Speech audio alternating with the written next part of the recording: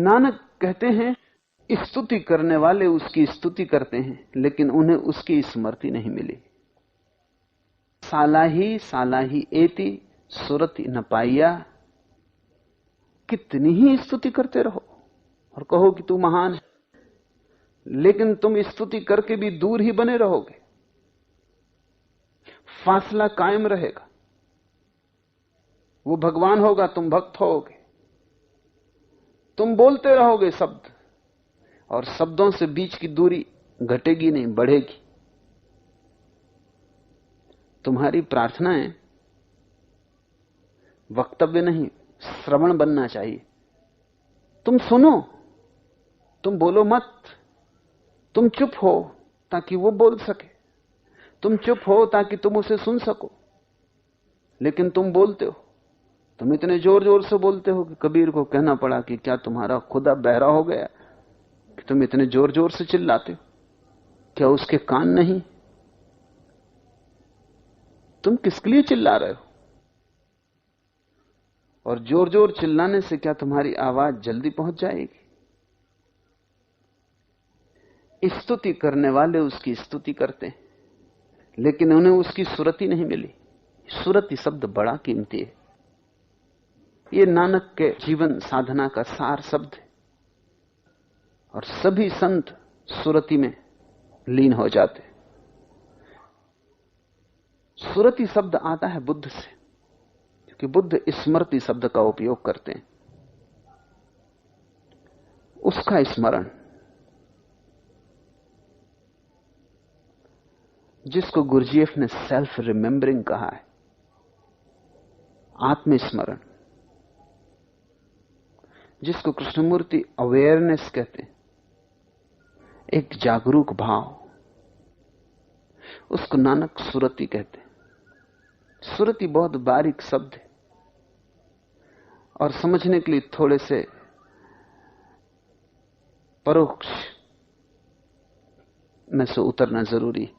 एक मां खाना बना रही, वो खाना बनाती रहती, उसका छोटा सा बच्चा खेल रहा है आसपास, वो खाना बना रही है। जहां तक ऊपर से देखो उसका सारा ध्यान खाने बने में लगा है, लेकिन उसकी सुरति बच्चे में लगी। वो बच्चा कहीं गिर ना जाए, वो कहीं सीढ़ी के करीब तो नहीं पहुंच गया, वो कहीं झूले से नीचे तो नहीं उतर गया, उसने कोई चीज तो हाथ में नहीं ले ली जो नहीं खानी है। काम में लगी है, लेकिन सारे काम में ओतप्रोत एक स्मरण वो बच्चे का है। मां रात सोती है, आकाश में बादल गरजें, बिजली कड़के, तो भी नींद नहीं टूटती उसकी, और बच्चा थोड़ा सा कुनमुना है और उसकी नींद टूट जाती। तूफान गुजरता रहे घर के ऊपर से, मां गहरी नींद में पड़ी रहती, लेकिन बच्चे को थोड़ी सी करवट ले कि जल्दी उसका हाथ उठ जाता है। नींद में भी सुरति है, स्मरण बच्चे का बना है। सुरति का अर्थ है एक सातत्य स्मरण का, मनकों में धागे की तरह। सब तुम करते रहो संसार में, सुरति उसकी बनी रहे। उठो बैठो, जो करने योग्य है करो, भागने से तो कुछ होगा नहीं। दुकान पर जाओगे, दफ्तर में जाओगे, फैक्ट्री में काम करोगे, गड्ढा खोदोगे, धन भी कमाना होगा, बच्चों की चिंता भी लेनी होगी, सारा जाल है। इस सारे जाल के बीच लेकिन स्मरण उसका बना रहे। ये सब ऊपर ऊपर हो, भीतर भीतर वो हो। ये सब तुम्हारे बाहर बाहर रहे, वो तुम्हारे भीतर रहे, नाता उससे जुड़ा रहे। इसलिए नानक कहते हैं संसार छोड़ के जाने की कोई भी जरूरत नहीं। सुरति को पालो कि तुम सन्यासी हो गए।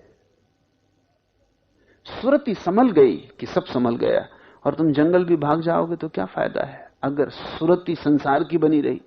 और अक्सर ऐसा होता है, लोग जंगल में बैठ जाते हैं जाके, फिर यहां की याद करते हैं। और मन का तो ये ढंग है कि तुम जहां होते हो वहां की फिक्र नहीं करता, जहां नहीं होते वहां की फिक्र करता है। जब तुम यहां हो तब तुम्हें लगता है हिमालय में बड़ा आनंद होगा, फिर तुम हिमालय पहुंच गए तब तुम सोचते हो पता नहीं उधर बहुत आनंद आ रहा हो पूना में, और पता नहीं हम भटक गए, सारी दुनिया तो वही है, सभी तो गलत नहीं हो सकते। अब हम यहां बैठे बैठे क्या कर रहे हो झाड़ के नीचे? वहां भी तुम रुपये गिनोगे, वहां भी तुम हिसाब लगाओगे, वहां भी पत्नी और बच्चों के चेहरे तुम्हारे आसपास घूमेंगे। तुम रहोगे हिमालय में, लेकिन सुरती तो तुम्हारी यहां लगी रहेगी।